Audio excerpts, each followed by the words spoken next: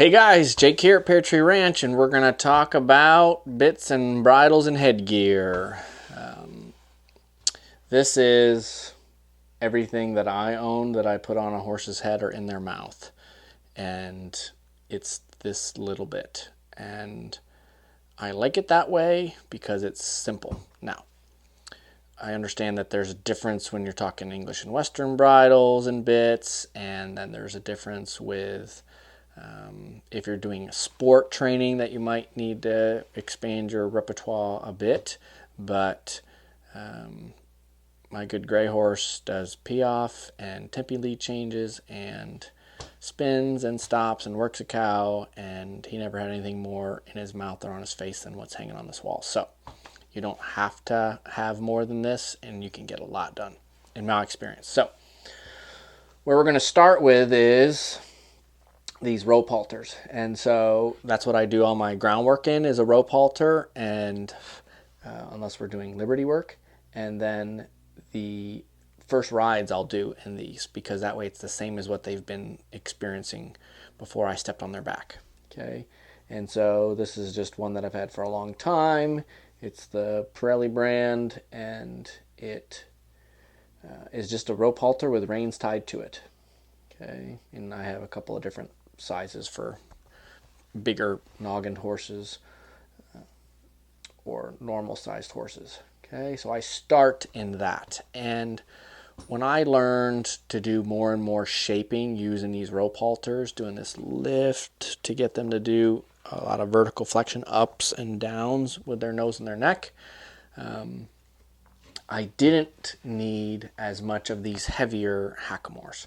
So now, once I go from this, I really like the process of hackamore to bridle, Hakima Afrena, and that is a vaquero style horsemanship, and that's what a lot of the natural horsemanship programs were all based off of, that kind of hackamore reinsman style training. And so a lot of times in that traditional sense, they would start in a really heavy hackamore. This is a 3/4 inch here, and it's very, you can see it's very stiff, okay, and heavy. And the idea of the weight of that was so that it was like a very loud doorbell. Okay, if you were hard of hearing and you had a little wimpy doorbell, ding dong, someone's at the door. Okay, you're not going to hear it. What was that? What? Okay, you need ding dong, someone's at the mother effing door. Right, real loud and blaring and obnoxious. This is going to be very loud and can help get a horse's attention. Now, somebody that I rode with to learn about riding in these hackamores is Martin Black, and one of his phrases he used with some of these heavier stiff ones is, you could baseball bat one around, kind of really knock on their noggin. This can be pretty big and loose fitting, and so you can kind of really bump a horse on their nose if they've learned to be very heavy. But I don't run into that much anymore, because I do so much training on the ground with the rope halter first that really sensitizes them to following that feel of their nose. So after I kind of got better and better at doing that, what I found is this became too loud and was distracting to the horse. The pressure was so loud they couldn't focus. So a lot of times with my young horses that I've been doing, my pair babies and such, I've been transitioning from this to this. And this is a 1/2 inch hackamore. Okay. These reins need to get washed. And the diameter is 1/2 inch. And then this is made out of all kangaroo, so you can see it's got some softness to it. Okay, it's not super stiff. And the important thing to know about the stiffness in the nose piece is that the softer the nose piece, like this, the more lateral flexion you're going to get. The stiffer the nose piece, the more vertical flexion you're going to get. Okay, so lateral, left and right, vertical is going to be ups and downs. Okay, so I like to transition to this. And so that gives them a little more stiffness. I'll get a little more vertical flexion, and it gets a little bit louder. Okay, it can be potentially a little bit firmer. Now you have to be careful with hackamore training because it's very easy to get a horse heavy and leaning on those, and you don't want that.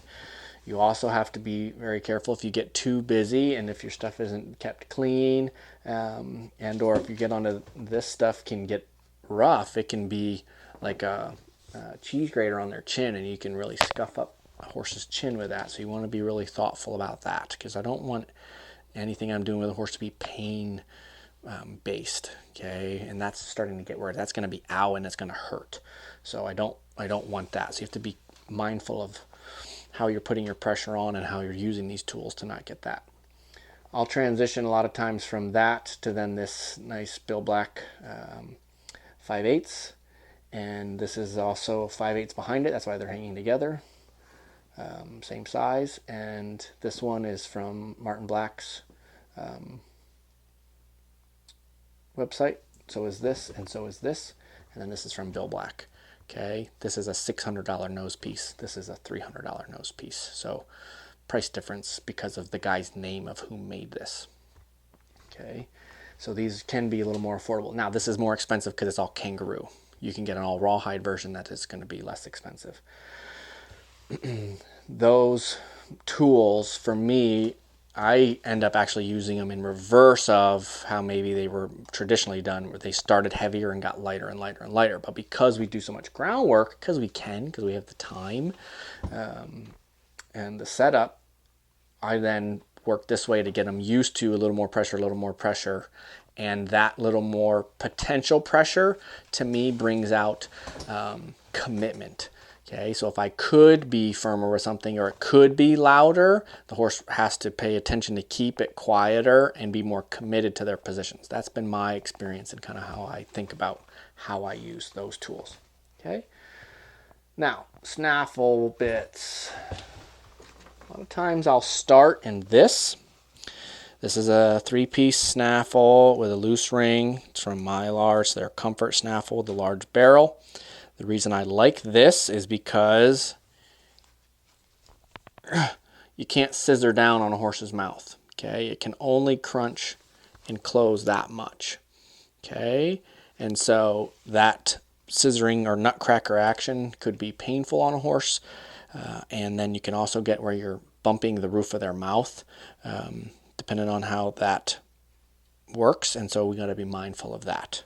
Now, I'll start with this bridle setup with the slobber straps and these heavy reins, because it is a very obvious, I've picked up the reins, here comes the slobber strap, then the slobber strap picks up, here it comes, it's going to touch the bit, then it touches the bit, then it gets into their mouth.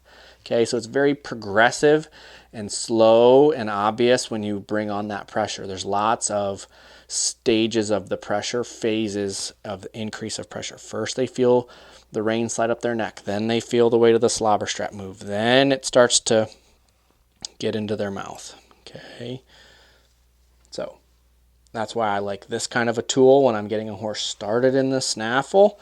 For my personal horses that I'm going to keep, I maybe don't really use the snaffle at all. I'll ride them in the hackamore, and when they're old enough and their mouth is developed enough, I'll put them into the 2-rein, which I'm going to show you, and then they're in the spade bit, and then that's that. I'll ride a horse in the snaffle bit if they're for somebody else. So our pair babies that are going to be for sale learn to take the snaffle bit. So the bay boys that we currently have, Drift and Cody, are both going now in the snaffle, and they're in this one.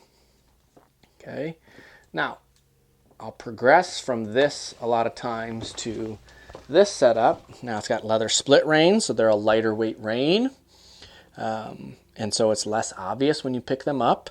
And then this is a 2-piece snaffle, and see how that can scissor down. Okay, this is why you got to be careful about using 1 rein at a time, not pulling with 2 reins, because that can really crunch on a horse. Now, that's where I will choose to use this, is it has the potential for more pressure. Okay, it is something that they have to be more mindful of what they're doing, the horse, to help keep that quiet. Okay, and then you also got to watch that could scissor down and then poke them in the roof of their mouth. So it's something to just, again, be mindful of. That's why we learn to our horsemanship skills to be handy with our reins. Okay. Now, snaffle bridles are meant for lateral pressure. Okay, it works on the side, and it's a 1-to-1 ratio. If I pull on this with 1 unit of pressure, the horse feels 1 unit of pressure in their mouth. Okay, there's no leverage to it. There's that. So then I've got this that's sitting down here because I don't really use it, but I've used one that's like this, a beginner leverage bit. Okay, and so this is going to be similar to this. Okay, I would actually rather, and I bought one and had somebody that I used it on their horse and they wanted it, so I just sold them that one. I need to get myself a replacement. It's this mouthpiece, okay, with this cheek setup. This has what you call tongue relief, and I don't believe in tongue relief as a necessary thing for horses. They need to learn, in my opinion, to understand tongue pressure and what to do with it. Okay, but that doesn't mean that's right for what everybody wants to do, and that's fine. But for me, I don't love this as much as the one that I got that had the straight across. And really, it's not about what we like, it's about what the horse likes. Okay, so we need to listen to our horses. This has the potential to be a little bit firmer on a horse because then their tongue doesn't help bear any of the weight. It just goes right on the bars of their mouth. Okay, a leverage bit is meant to work off a curb strap.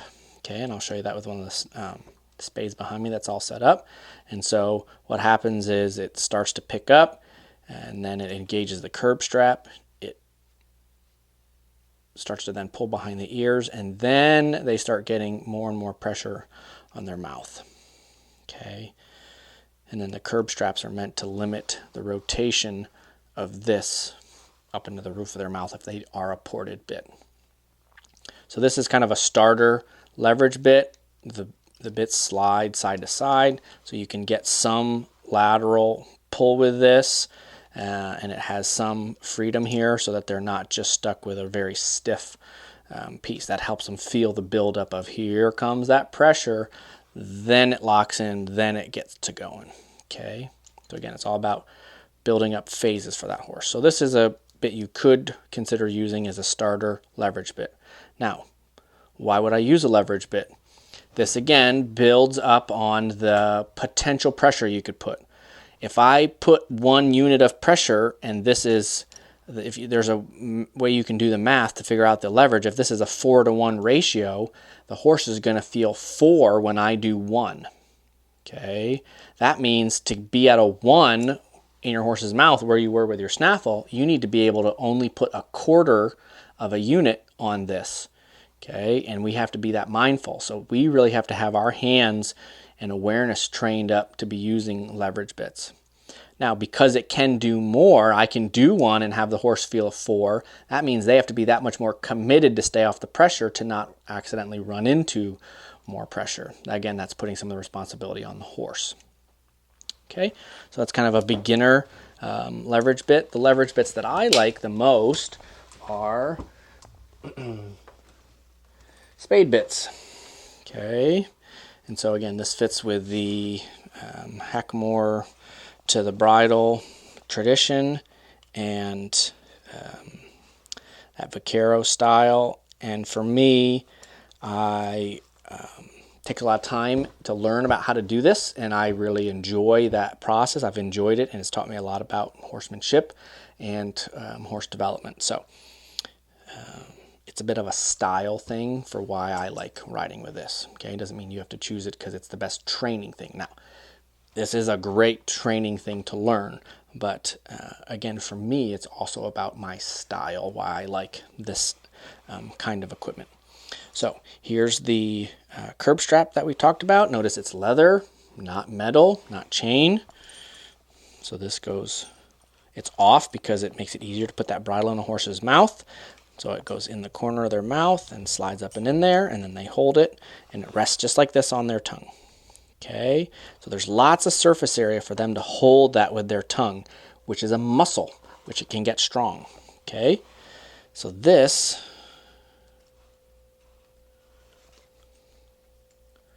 goes through there, and you set the strap depending on the horse and what size their noggin is.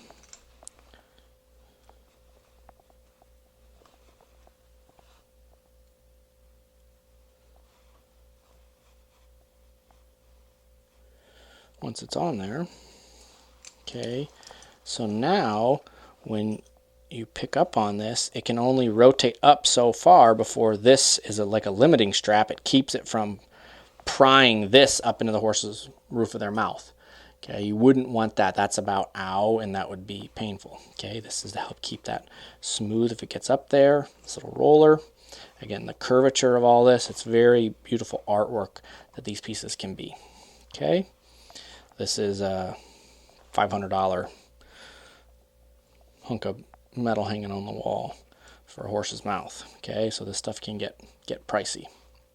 Versus this is a $80 snaffle bit. Okay, that's an $80 little beginner leverage bit.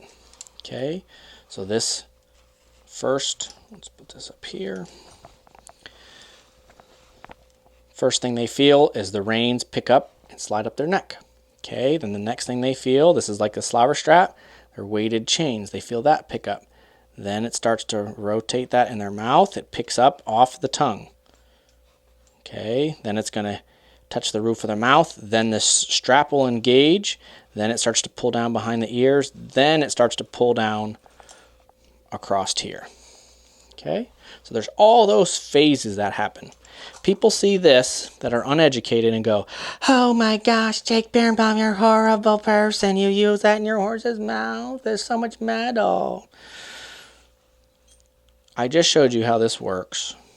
And I just showed you how this snaffle bit that people think is so wonderful and soft and special can scissor down and crunch the crap out of a horse's mouth. This cannot do that. So if you use this right, this can be way friendlier than this snaffle ever can be.